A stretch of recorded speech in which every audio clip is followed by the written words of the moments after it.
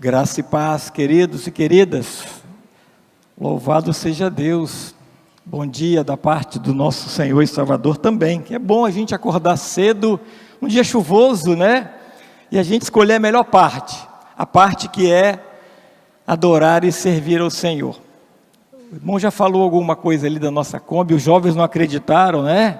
Ali é um dos nossos projetos, nós somos voluntários, eu e a minha esposa, a Márcia Mendes, nós somos membros fundadores, pode sentar, nós somos membros fundadores aqui da Mata da Praia, de uma época, de um tempo, né, lá atrás, e nós participamos de alguns projetos. Um dos projetos é o projeto Gama. Por favor, não confunda o nome Gama com um time de futebol aí que está meio mal das pernas, né? É isso, irmãos? Gama é Grupo de Apoio Missionário Ágape. E o que é isso, irmã Geralda? É um grupo que trabalha de pastores voluntários, que trabalha com revitalização de igrejas. Você está vendo, pastor Herodiel, abrir muita igreja, mas vocês não estão vendo que também está tendo problema de fechamento de igrejas.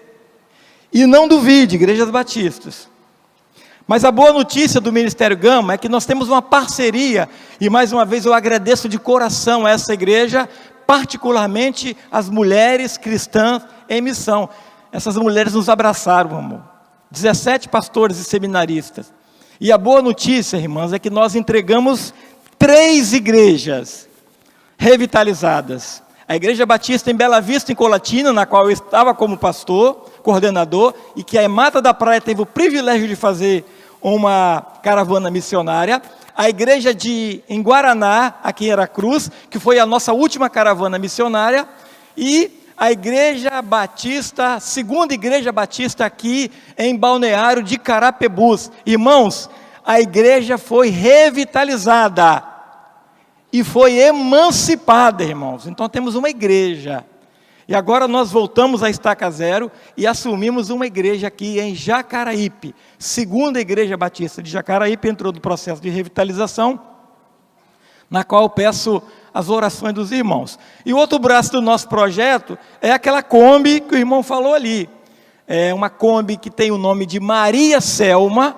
Maria foi uma mulher de oração que não se encontra mais aqui entre nós, Maria Mendes, a mãe da Márcia. E Selma Vettel é uma senhorinha de cabelo branco que senta aqui no primeiro banco e você não vai sentar no lugar dela, que você vai arranjar problema. Uma evangelista, meus irmãos. E sabe, jovens, eu queria ter 50% da disposição da minha mãe. Porque agora, com as limitações do joelho, da idade, 86 anos, ela evangeliza no Perim. E sabe o que ela faz, irmão? Irmã Leila, 2 sacolinhas. Ela não carrega, ela pede para o embalador levar, o menino que embala, levar até o carro dela. O carro está daqui até ali. E o menino, quando está levando daqui até ali, ela fala do plano, ela faz o plano da salvação. E tem hora eu falo, mãe, só faltou a senhora fazer os dízimos e ofertas. Mãe, mas é veloz, 86 anos. E aquela combizinha ali, meus irmãos, a gente tem rodado o Brasil. A gente tem rodado o Brasil. Passa para o próximo, queridos. A gente tem rodado o Brasil. A gente já foi lá no Rio Grande do Sul, na nossa congregação. Lá no Charlau. Já fomos no Nordeste, Pernambuco. Já fomos agora fomos no Centro-Oeste, Goiás, Brasília. E o que se faz dentro daquela Kombi ali, meu irmão, minha irmã? Ali tem evangelismo criativo, ou seja, evangelismo pessoal, contação de histórias com a Márcia. Nós temos uma biblioteca e agora nós instalamos um cinema ali, irmãos. Aquilo ali tem um cinema. Privilégio. E a gente atua onde? A gente atua em campings, beira de praia. Recentemente nós estávamos ali em Praia de Caravela, Barra de Caravelas, e deu 140 crianças, fora adultos. E não ria não, irmãos. Volta ao primeiro slide, irmã. Por favor, não ria não. Aquele primeiro slide ali, Capitão América e Homem-Aranha. Eu vi aquela roupa ali, eu já não aguento mais botar o capuz. A minha última experiência foi em Colatina. E como é que a gente chega? De uma forma bem estratégica, irmão Emerson. A gente chega na escola, principalmente o nosso alvo é a escola. Os irmãos sabem que a escola fechou as portas para Jesus hoje. Mas não fechou para o Capitão América, para a Mulher Maravilha e para a contação de história.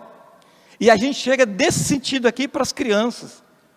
Com a Kombi, com a contação de história, com o boneco de fantoche. E ali, irmãos, a tristeza é, porque você vê no rostinho das crianças, que a gente começa a falar mal do Homem-Aranha e da Mulher Maravilha.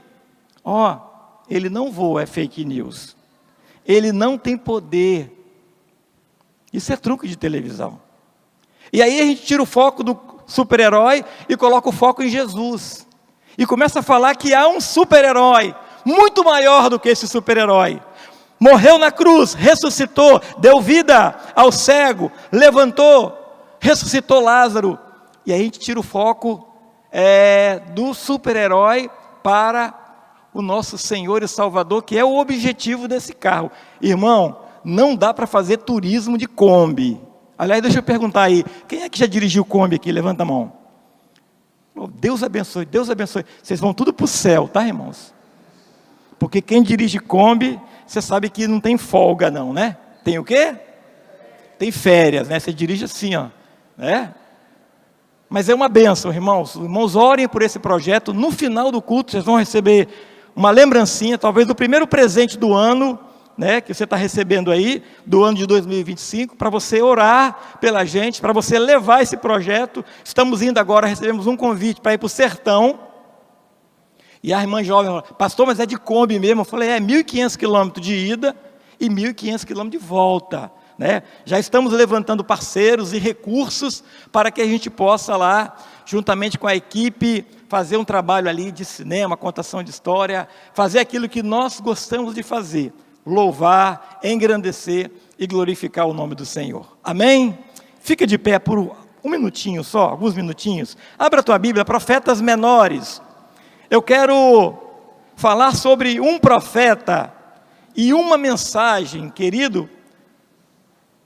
Profeta Joel, capítulo 1, são só 15 versículos. Eu preciso fazer esse contexto todo para nós aprendermos o que estava acontecendo naqueles dias de Joel e aquilo que Deus queria falar através da vida desse homem que se prontificou e se colocou à disposição do Senhor. Profetas maiores, Daniel, aí começa o profeta menor, Oséias, logo depois vem o profeta Joel. Diz assim, amada igreja, palavra do Senhor, que foi dirigida a Joel, filho de Petuel.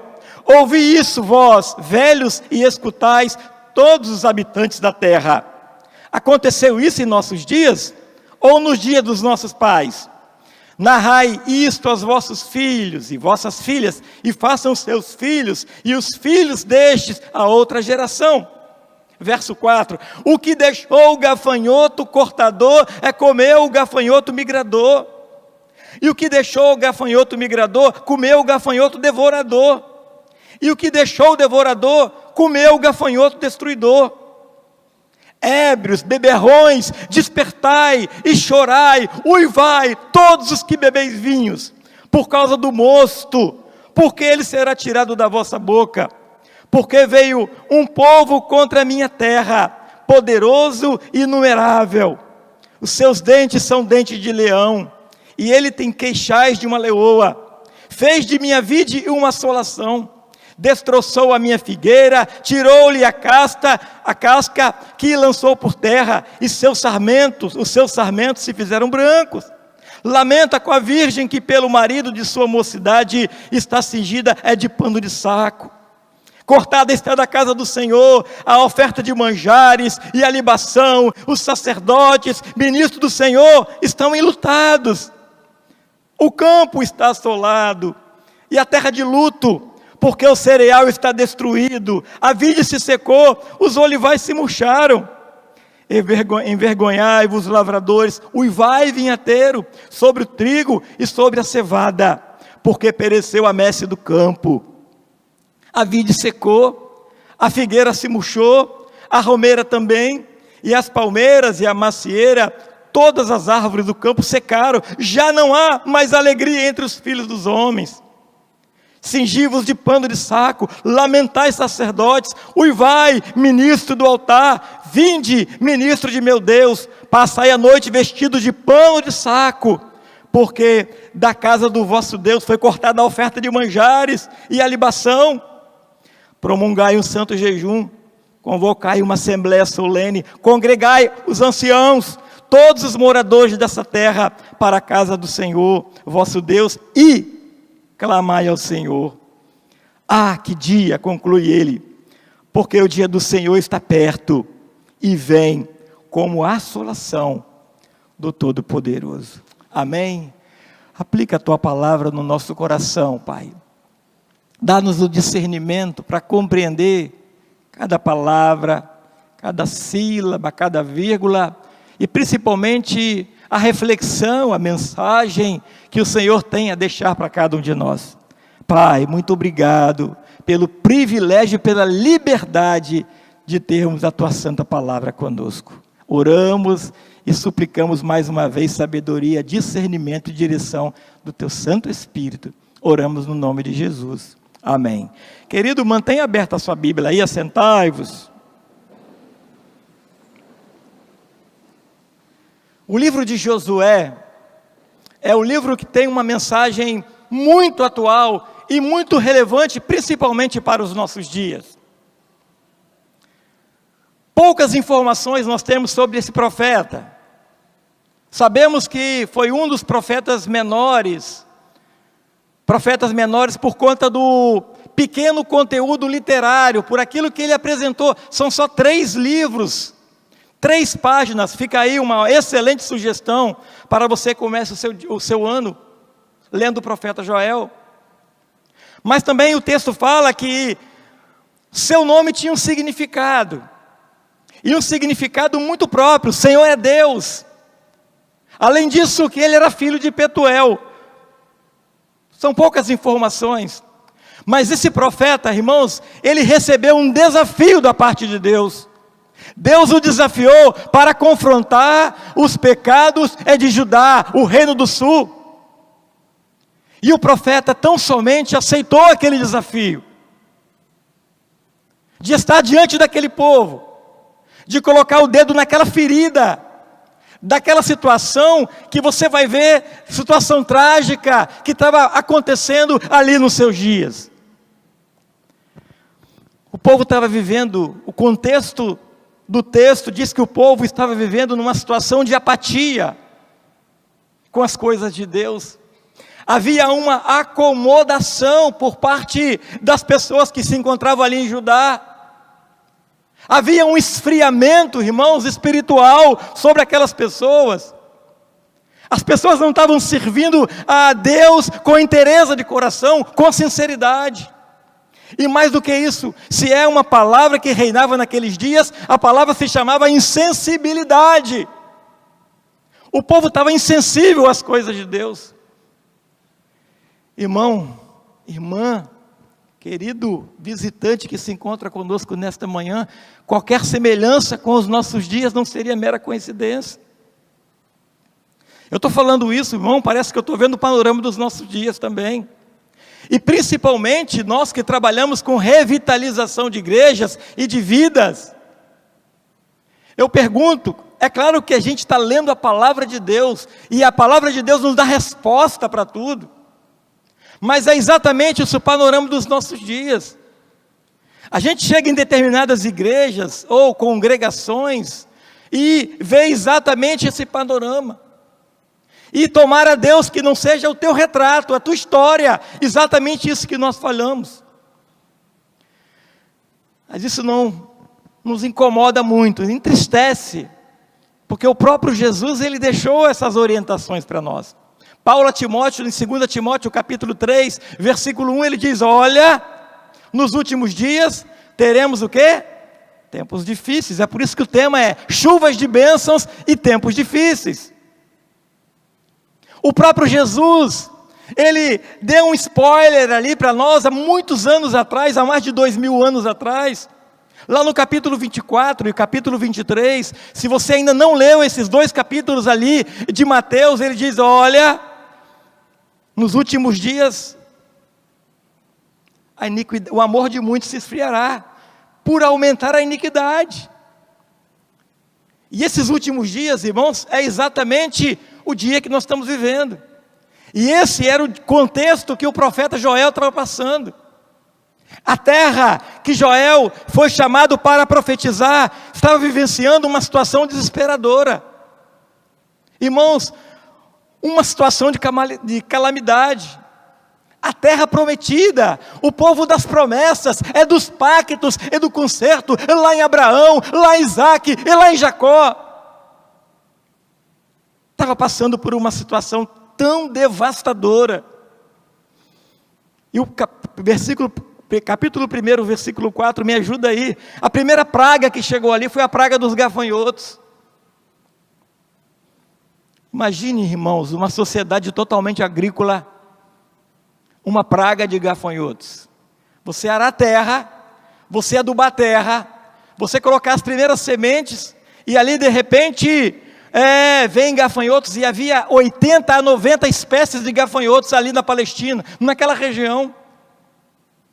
E talvez cada gafanhoto aqui que o texto diz, o cortador, o migrador, o devorador, o destruidor, pode ser fases de cada um, ou pode ser também quantitativo de gafanhotos que chegou ali. Então significava que naquela sociedade agrícola, lá em Israel, 50% do território de Israel é deserto, 20% do território de Israel era de terras cultiváveis. E aquele 20% de terra cultivável estava sido devorado por aqueles gafanhotos. Significava que não havia nada para comer, para colher. Não se achou nada nas árvores, no lagar, no chão. Os gafanhotos limparam tudo. E há quem diga que aquela praga foi pior do que a praga do Egito. Aquela destruição na qual o profeta viu fez um comparativo como o juízo de Deus. Ela não só destruiu, ela destruiu todos os níveis da população. Primeira vida social, o versículo 5, olha, beberrões. Os beberrões deveriam despertar para o fim do vinho. As classes altas que se embriagavam, eles iriam lá na distribuidora de bebida, não tinha. O gafanhoto destruiu tudo. A vida social estava em perigo, a vida econômica, versículo 11, os agricultores plantavam, não havia colheita. Se não tem colheita, não tem comida. Se não tem comida, não tem comércio. Ou seja, havia uma crise que já havia sido instalada ali. Crise econômica, crise social, mas havia uma crise também na vida religiosa.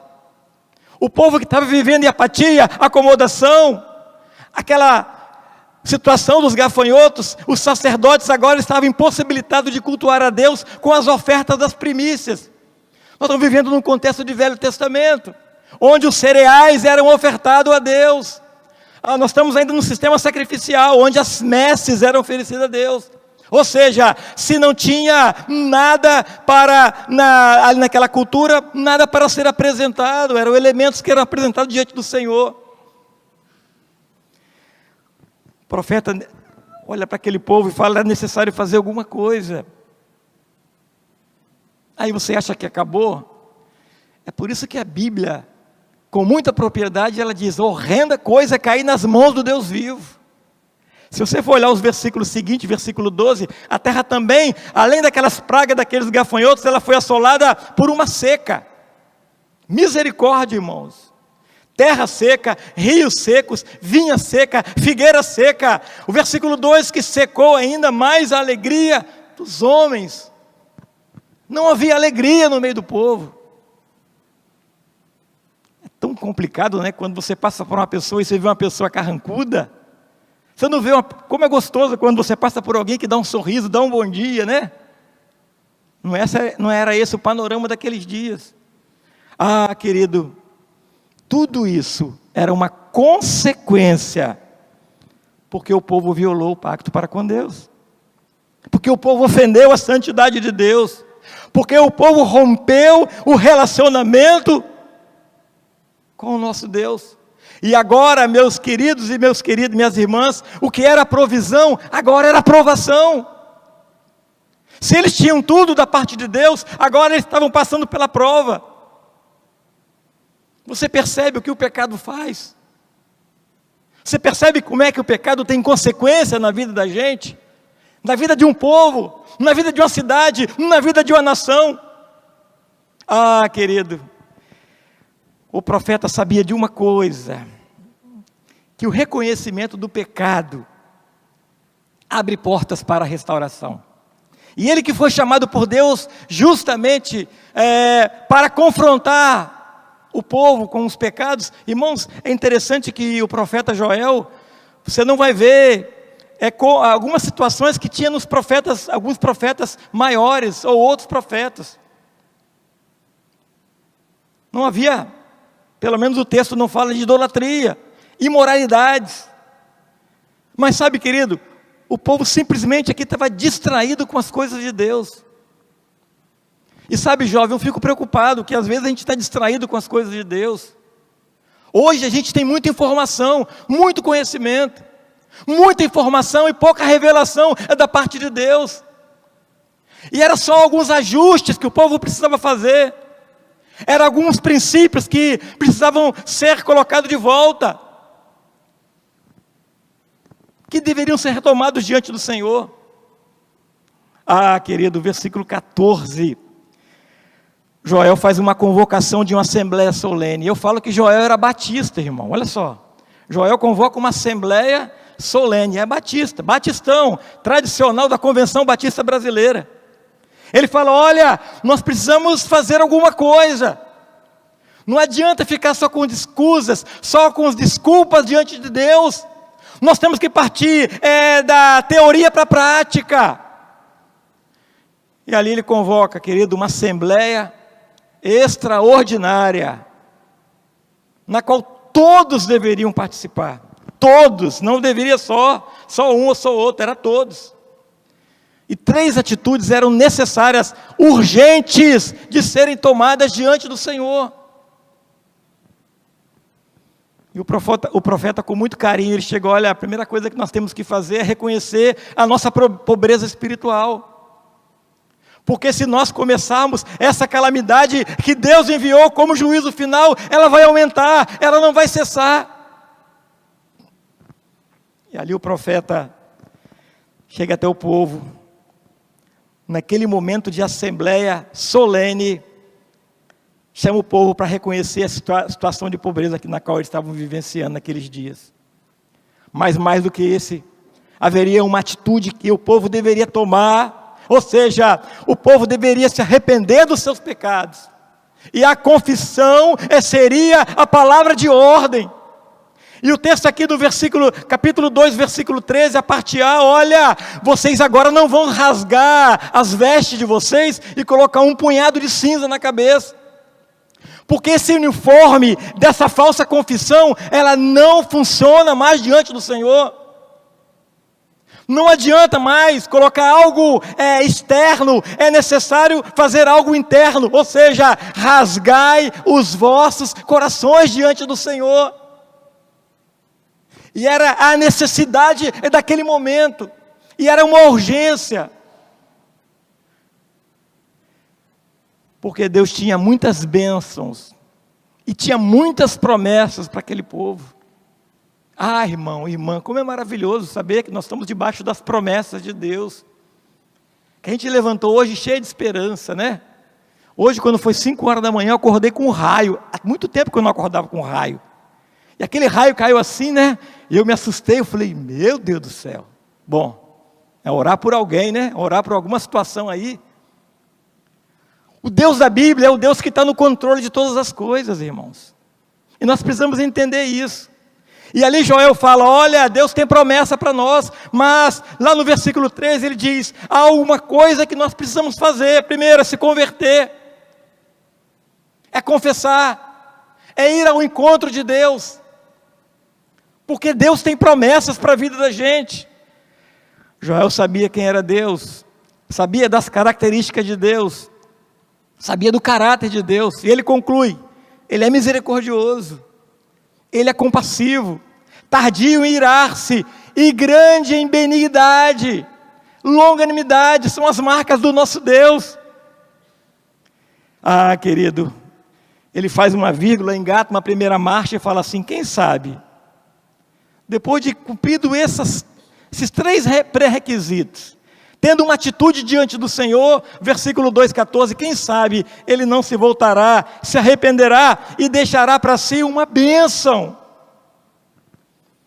Versículo 18, querido, diz que então o Senhor se mostrou zeloso para a sua terra e se compadeceu do seu povo. Amém, irmãos? Isaías 59, eu já fiz menção a esse texto, eu quero repetir. A palavra de Deus diz que a mão do Senhor não está encolhida, nem surdo está o seu ouvido, agravado está o seu ouvido para nos ouvir. Mas os nossos pecados fazem a separação entre nós e o nosso Deus. Talvez, irmãos, a nossa história é a história desse povo. Talvez a gente precisa fazer coisas simples, triviais, coisas objetivas, diante do nosso Deus. O tempo está passando, as coisas estão acontecendo, e a gente está deixando para amanhã, e não estamos tomando as decisões. O profeta Joel foi um profeta vitorioso, diferente do profeta Jeremias, porque aquilo que ele profetizou entrou dentro do ouvido daquelas pessoas e foi para o coração, e o povo entendeu. E sabe o que aconteceu, querido? Deus não enviou uma só bênção para o povo, não. Deus enviou uma chuva de bênçãos. Lá no capítulo 3, acompanha comigo. Primeiro, a restauração material aconteceu no dia daquelas pessoas. Por meio da cura divina, a restituição e a fartura. Aquilo que era terra árida, aquilo que era terra seca, aquilo que o migrador, o destruidor, aquilo que os gafanhotos, o Senhor tinha eliminado aquilo no meio do povo. E agora Deus entra com um processo de bênção, de restituição, de fartura. Talvez Deus quer restituir alguma coisa na sua vida, meu irmão. Talvez você está cansado de fazer aquelas promessas de 24 para 25, né? E aí, a coisa é simples, irmãos. A roda já foi inventada. Jesus já foi para a cruz, morreu pelos nossos pecados e ressuscitou. Nós só precisamos fazer uma coisa só, é obedecer. É ir na direção do nosso Deus. Além da cura da terra, a proteção contra os inimigos. Ou seja, Deus ia aquietar a terra. Não ia permitir que os inimigos tomassem frente àquele povo. E mais do que isso, querido, a restituição através de chuvas. Irmão, que privilégio. É o povo naquele contexto de destruição, de calamidade, de devastação. E o Senhor prometeu 2 tipos de chuva. Primeiro, a chuva temporã. É aquela chuva que prepara o solo para semear. E depois aquela chuva seródia, é aquela chuva fora de tempo, que é aquela chuva que diante daquele sol escaldante da Palestina, daquela região, o Senhor ia enviar. Ah, queridos, e mais do que isso, algo que nos atingiu nos nossos dias. Se teve a restituição material através da terra, das chuvas, também aconteceu a restituição espiritual. A promessa do derramamento do Espírito Santo, ele falou lá no capítulo 2, e se cumpriu lá no capítulo 2 de Atos. Foi lá no profeta Joel, um dos profetas que profetizou sobre a descida do Espírito Santo lá em Pentecostes, quando Pedro estava diante daquela situação. E mais do que isso, querido, a restauração nacional diante do povo. Deus iria fortalecer aquela nação. E Deus ia permitir que o dia do Senhor iria ser uma realidade. Juízo contra as nações inimigas, contra aqueles que atentavam, incrédulos, contra aqueles que jamais deixaram de confessar Jesus como seu Senhor e Salvador. e andavam de uma forma dissoluta. Eu pergunto para você nos nossos dias, passado tanto tempo dos escritos de Joel, é possível chuva de bênçãos nos nossos dias, que são tempos difíceis? Não só é possível, mas é uma realidade, querido. Nós precisamos fazer somente algumas coisas. Nós precisamos obedecer ao nosso Deus. Fácil, né? Difícil. Nós precisamos, irmãos, estar no centro da vontade do nosso Deus. Deus te deu mais um dia. Eu penso que nós estamos numa BR chamada BR 2025. E nessa BR, a estrada tem estradas tranquilas, retas, aclives, curvas perigosas, terrenos pedregosos, situações adversas, diversos cruzamentos. Mas a gente deve evitar o atalho, né? Que muitas das vezes a gente quer dar um jeitinho, de uma forma de chegar até o coração de Deus, buscar os atalhos, que muitas das vezes são contrários ao nosso Deus. Aproveite a oportunidade que Deus está te dando de começar mais um ano. A BR, a estrada de 2025 está só começando, a gente está no 5º dia. Há 365 dias a vencer ainda. Assuma uma postura diante do Senhor, apresente-se diante do Senhor, com seus dons e com seus talentos. A nossa igreja tem uma gama de tantas oportunidades para a gente servir, se capacitar. Querido, concluindo, nós temos a resposta, igreja do presente, para esse povo que está aí, passando e olhando aqui para dentro. Nós temos as respostas que às vezes o vizinho seu, quando você passa com a Bíblia, e ele ali, querido, por mais que ele aponte um dedo, ele está morrendo de inveja, porque ele não teve o privilégio da graça de Deus abraçá-lo. A graça comum abraçou ele, mas a graça de Deus responder ao Espírito Santo de Deus. Pedro, em um dos seus escritos, ele diz: santificai a Cristo em vossos corações. Ou seja, amola a ferramenta, se prepara. E ele conclui: estejais preparados para responder com mansidão e temor a qualquer que vos pedir a razão e a esperança que há em vós. Você tem resposta. Nós temos resposta para este mundo. Nós só precisamos nos inclinar para Deus. Porque quando a gente se inclina para Deus, as oportunidades de Deus acontecem, os recursos de Deus, as formas de Deus trabalhar, surgem na vida da gente. Que Deus nos abençoe, nesse primeiro domingo de 2025. Chuvas de bênçãos, sim, é possível, em tempos difíceis.